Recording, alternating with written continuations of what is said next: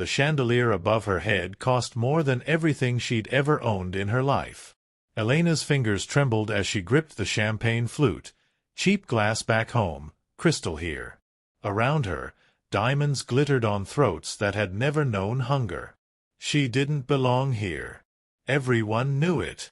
The whispers started the moment Dante Moretti walked in with his hand on the small of her back, her discount dress a screaming contrast to the designer gowns that filled the ballroom. "Is that his maid?" someone hissed. The word cut through the classical music like a knife. Elena's throat tightened. This was a mistake. A horrible, humiliating mistake. But then the ambassador approached, the man who could make or break Dante's most important deal, and everything changed. What happened in the next 60 seconds would shock everyone in that room, including Dante himself.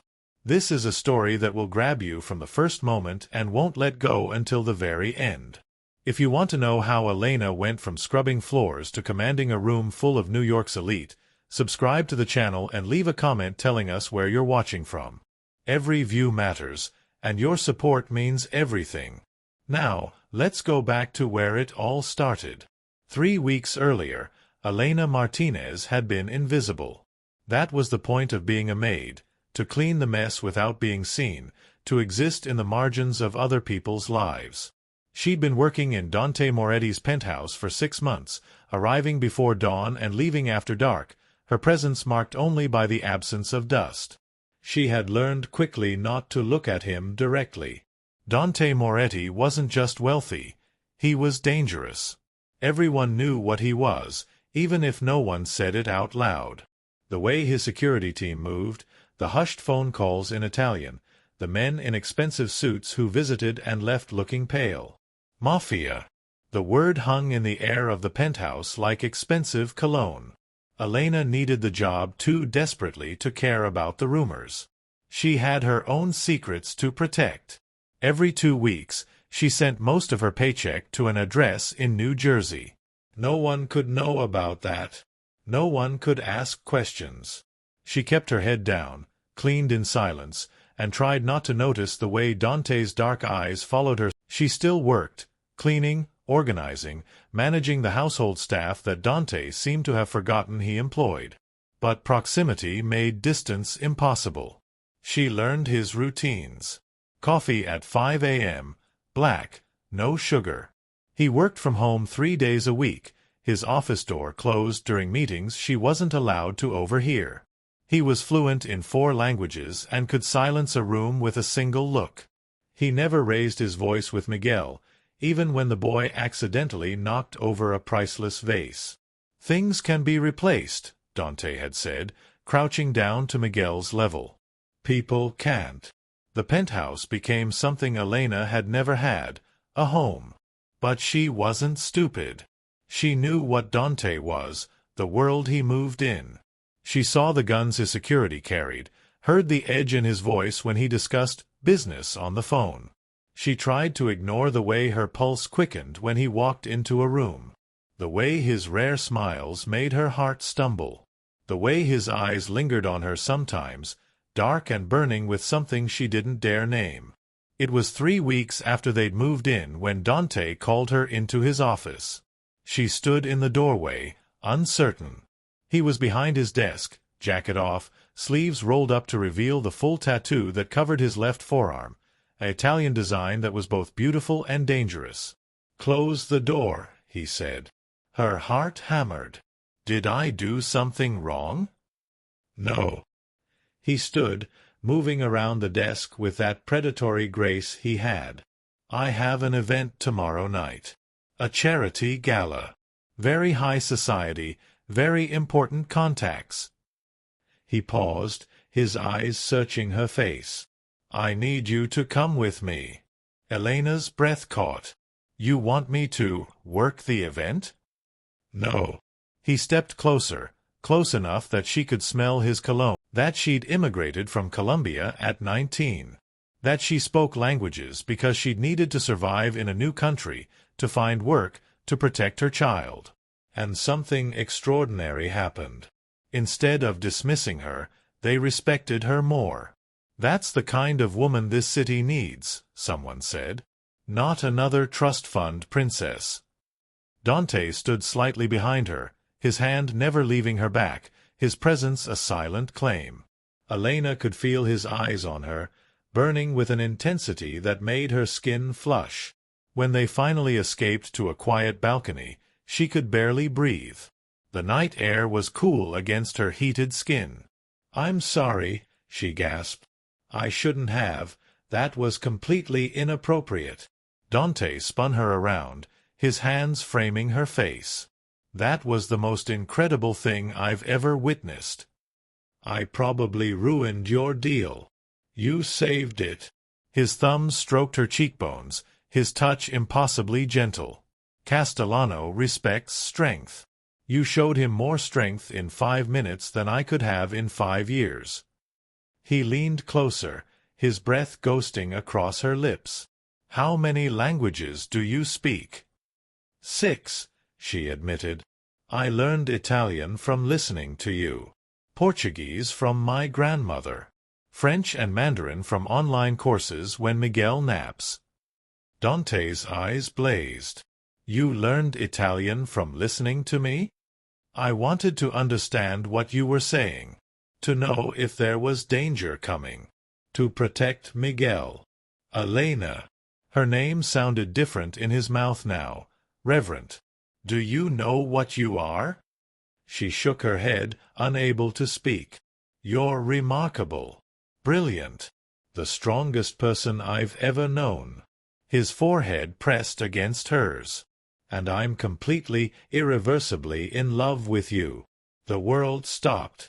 Elena's heart hammered so hard she thought it might break through her ribs. "You can't be." "Why not?" "Because I'm nobody. Because I clean toilets for a living. Because I have nothing to offer someone like you." "You're wrong." His hand slid into her hair, tilting her face up. "You're everything, Elena. You're everything I never knew I needed until you walked into my life and reminded me what it means to fight for something real." Tears spilled down her cheeks. "Dante, I know the world I live in. I know what I am." His voice cracked with raw emotion. "I know and if you won't honor ours, maybe your new toy will convince you." He turned the phone to show them. Elena's blood turned to ice. It was Miguel, at the preschool, playing in the yard, unaware he was being watched. Rage exploded through her. "If you touch my son..." "Elena." Dante's hand caught hers, squeezing hard. A warning. But Elena was done being afraid. Done being the victim. She stepped forward, her voice deadly calm. "Do you know who my mother is, Mr. Rossi?" Victor blinked, confused. "What? My mother?" "Maria Elena Cortez Martinez." Elena watched as recognition slowly dawned in his eyes. "You know that name, don't you?" "Because she was married to Carlos Cortez before he died." The Carlos Cortez who controlled half the supply routes in South America before his operation was dismantled by the FBI. The room went silent. Dante's hand tightened on hers, but he said nothing. "I left that world when I was 19 because I wanted my son to have a different life," Elena continued, her voice like steel. "But don't for 1 second think I don't still have connections. Don't think I won't use them if someone threatens my child." Victor's face had gone pale. "You're bluffing." Elena pulled out her phone, dialed a number from memory. The call connected. "T.O. Marco? It's Elena. I need to call in that favor you owe me." The conversation was brief, in rapid Spanish. When she hung up, she met Victor's eyes with a cold smile. "My uncle sends his regards.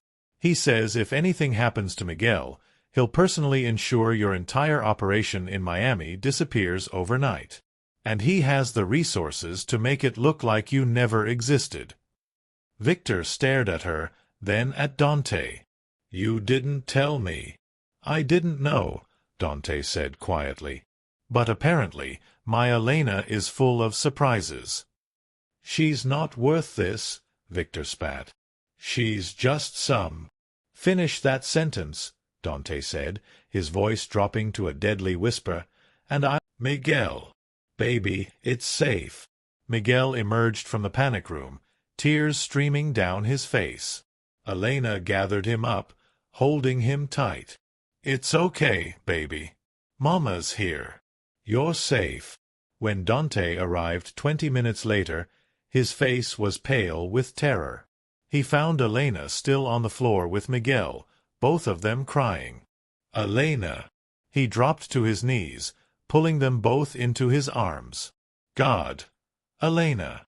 When I heard, we're okay. She clung to him. We're okay. Later, after Miguel was asleep and the security team had swept the entire building, Dante held Elena on the balcony, both of them watching the city lights. Victor's been arrested, Dante said quietly. Your uncle's testimony, combined with the security footage from today, was enough.